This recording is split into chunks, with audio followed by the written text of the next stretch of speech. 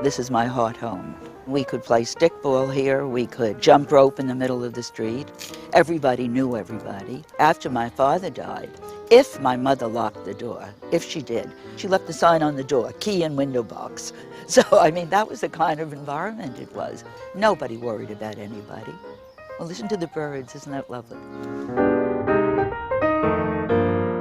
When I was little, I heard about bad bargains made at the altar, blighted romances, and it was always the storytelling that I loved. And I liked the idea of memory serving you well or not serving you well. I used it in the book Still Watch, where a 5-year-old had witnessed her mother and father's death. I wondered what she would remember about that day. The main character goes back to the house she had lived in, and she said, I've got to go there and live there as it was then, because flashes of memory are like wreckage coming to the surface after a shipwreck. When I saw this house, I said, this is it.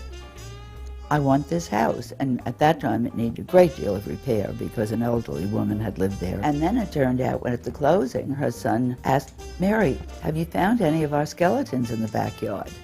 I said, what? They had buried a couple of dogs here. This is the sort of thing that triggers a book for me, because I thought, suppose just as she's coming in with the deed in her hand, she hears the landscaper shout, turn that thing off, there are skeletons down here. Characters to involve you have to be people that you walk into their world and you want to stay in it. I want you to, if you're reading intensely and the door bangs, you go, yeah!